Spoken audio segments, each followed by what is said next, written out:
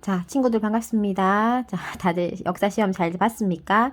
자, 역사 총정리 영상을 올리기는 했는데 그 총정리 영상을 통해서 많은 친구들이 좀 도움을 받았으면 하는 바람입니다. 다들 시험 결과가 좋게 잘 나오기를 기원해 봅니다. 자, 그리고 이제 그 영상 댓글을 통해서 또 영상을 잘 봤다, 도움이 되었다고 고맙다고 댓글을 남겨준 친구들이 있더라고요. 자, 그 친구들에게도 선생님께 힘이 많이 되었다. 꼭 전하고 싶습니다. 자, 그래서 또 영상을 보고 도움이 되었다고 그렇게 댓글을 남겨주고 해서 고맙게 생각합니다. 자, 이제 첫 번째 시간, 이제 기말고사를 향해서 또 한번 우리 공부를 해보도록 합시다. 자, 오늘 이슬람 문화의 형성과 확산에 대해서 배워보도록 하겠습니다.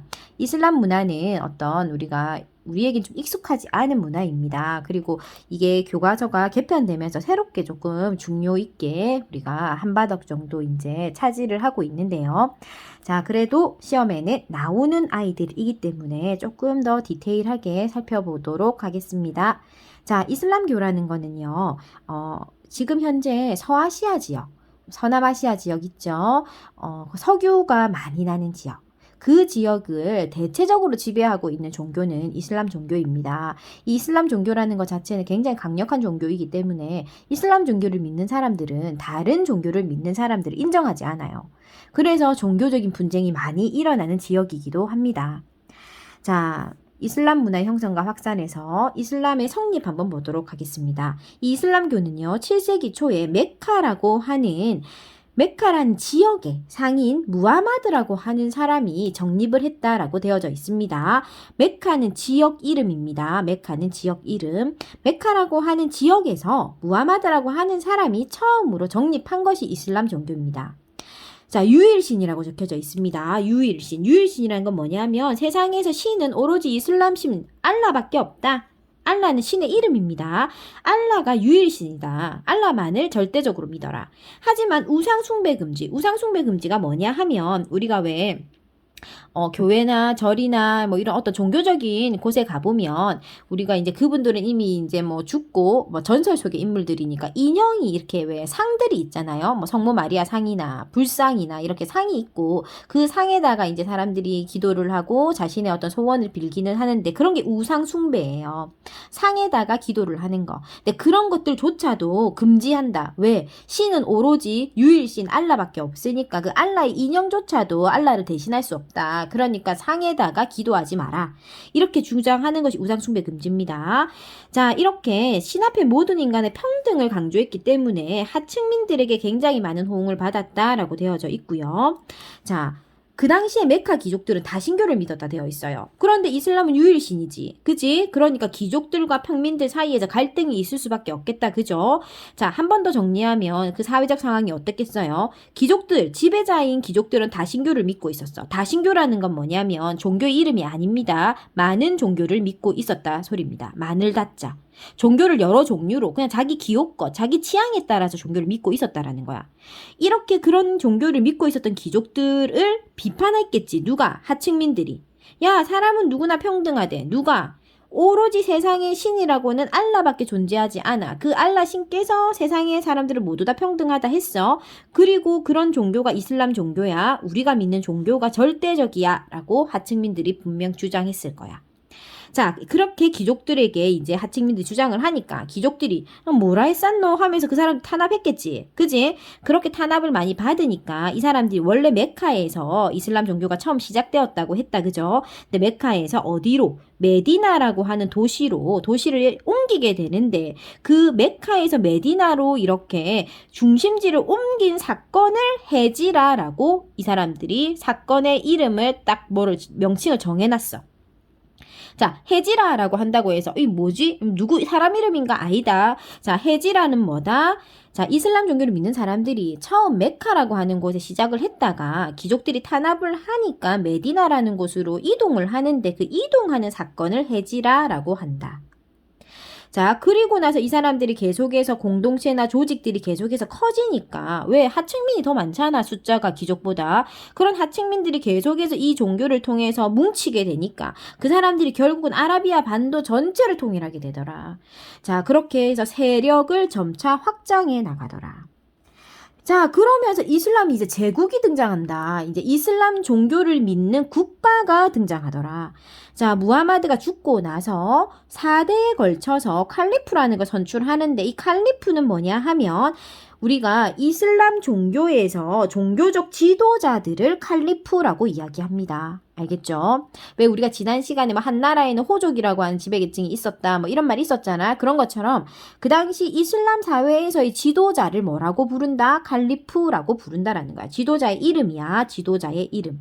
자, 이런 정통 칼리프 시대가 펼쳐지게 되고 이런 정통 칼리프 시대에서 야, 우리 이름 배웠던 거 나온다. 그지? 사사랑조 페르시아 배웠잖아. 그지? 페르시아를 정복한다. 이 사람들이. 대단하다. 그죠? 페르시아를 정복하면서 그 정복지에 가서 뭐라고 하냐면 야, 너네 종교를 이슬람 종교로 바꿔. 그러면 세금 안 받을게. 그러니까 이제 사람들이 세금 안 받는다고 그럼 나 이슬람교 믿을게 이렇게 됐겠지. 그죠? 그래서 이슬람 종교가 빠르게 전파하는 그 방법이 뭐였다? 세금을 감면해줬다. 그래서 이슬람 종교를 사람들이 이제 그 칼리프가 이끄는 이슬람 세력들이 어떤 땅을 정복하고 그 정복한 땅에다가 너 종교 바꾸면 세금 안 받을게. 이러니까 세금을 안 내기 위해서 종교를 바꾸는 거지. 그렇게 해서 이슬람 종교가 빠르게 전파되어 나갔다. 자, 그리고 우마이야 왕조에 와서 자, 지금 4대 칼리프 알리가 살해되고 나서 우마이야라고 하는 가문에서 그 사람을 죽였겠지. 그래서 그 칼리프직을 세습하게 되는데 자, 아랍인 우대 정책을 실시했다. 그래서 아랍인 우대 정책을 실시하다 보니까 비아랍인인 사람들은 불만이 있었다. 그래서 그 비아랍인인 사람들로부터 또 멸망을 당해. 자, 이렇게 우마이야 왕조는 이제 아랍인 우대 정책을 실시하고 또 그 정책으로 인해서 결국은 멸망하게 된다. 아바스 왕조에게. 자, 아바스 왕조는 당연히 아까 비아랍인에 대한 불만이 생겨나서 우마이 왕조가 망했잖아. 그러니까 비아랍인에 대한 그런 것들을 차별 정책을 하던 걸 다 없앤다. 없애고 또 당나라하고 전투를 해서 중국의 어떤 종이 만드는 기술, 나침판이라든지 중국의 어떤 발명품들을 수입해 옵니다. 중국에 있는 발명품들을 수입해 와서 조금 문화적으로도 발전하는 계기가 된다. 그래서 바그다드라고 하는 도시가 국제도시로 성장하게 되는 계기가 된다라고 보여집니다. 자, 다시 복습해보자. 자, 이슬람 종교가 처음에 메카라고 하는 작은 지역에서 무하마드라고 하는 사람으로부터 만들어졌어. 무하마드라고 하는 사람으로부터 만들어졌고 그 사람들은 평등을 강조했기 때문에 하층민들 사이에서 빠르게 퍼져나갔고 그 사람들이 메카라고 하는 지역에서 메디나로 이사를 했는데 그런 이산 사건을 헤지라라고 한다. 자, 그리고 하층민들 사이에 빠르게 퍼져나간 이슬람 종교를 믿는 사람들이 아라비아 반도를 통일하면서 자, 칼리프라고 하는 자신들의 지도자를 선출하게 되었고 이런 칼리프 시대가 빠르게 퍼져나가서 페르시아까지도 정복함으로써 이슬람교를 믿는 이슬람 세력들이 점차 빠르게 퍼져나가더라. 자, 이렇게 빠르게 퍼져나가게 된 데는 이슬람 종교로 개종을 하면 세금을 받지 않는 그런 정책들이 많은 어떤 역할을 했다. 자, 그래서 이제 왕조가 등장하는데 이제 칼리프들의 시대가 끝나고 우마이야 왕조나 아바스 왕조가 등장하는데 우마이야 왕조의 특징은 아랍인 우대 정책을 펼쳤다는 거고 아바스 왕조는 이런 아랍인 우대 정책을 반대하면서 등장한 왕조이기 때문에 비아랍인들한테도 세금 차별을 철폐하고 이런 아랍인 우대 정책을 아예 실시하지 않았다. 그런 것들을 다 철폐해버렸다. 그리고 당나라로부터 이제 뭐 종이라든지 나침판이라든지 이런 발명품들을 들여와서 바그다드가 국제적인 도시로 성장하는데 일조를 했다. 이렇게 정리할 수 있습니다. 여기까지가 국가 왕조의 발전 어떤 변천사입니다. 어려운 거 없었죠? 자, 그 다음에 이제 이슬람 문화. 그럼 이 사람들이 뭐 문화는 어땠는지 또는 뭐 종교 어떤 서적이나 이런 것들은 어떤 게 있는지 한번 살펴봅시다. 자, 쿠란이 나옵니다. 쿠란. 코란이라고 해도 틀린 말 아닙니다. 쿠란이나 코란. 이 경전 이름입니다. 자, 이 쿠란은요, 다른 언어로 번역하는 것도 금지되어져 있고, 이 쿠란은 지금 이슬람 종교를 믿는 사람들한테 절대적인 책입니다. 이 책에서 하라는 대로 해. 예전에 보니까 이슬람 사원이 구소동에 이슬람 사원이 있었어요. 거기서 이슬람 그 종교 행사를 하는 것들을 몇 번을 본 적이 있는데 그 사람들은 한국 사회에 있지만 이슬람 종교를 믿기 때문에 돼지고기를 절대 먹지 않고 그들만이 이제 뭐 어떤 정해진 요일날 금식을 한다든지 이런 것을 철저하게 쿨안에 따른 생활을 하는 것을 선생님도 본 적이 있거든요. 자, 그래서 종교적이라는 힘이 굉장히 무섭구나 하는 거를 본 적이 있었는데 이렇게 이슬람 사회는 쿨안이라고 하는 그 종교 서적에서 시키는 대로 합니다. 그래서 이 서적은 다른 언어로 번역하는 것도 금지되어 있고 아까 유일신이라고 했죠. 세상에서 오로지 알라신만이 존재한다. 이렇게 믿습니다. 그리고 이슬람 세계 상업 활동이 긍정적입니다. 그래서 물건을 많이 사고 파는 그런 상업 활동을 많이 지원했다라는 거 알아두시면 되겠습니다. 그래서 바그다드라고 하는 국제 도시도 금융, 무역의 도시, 상업의 도시입니다.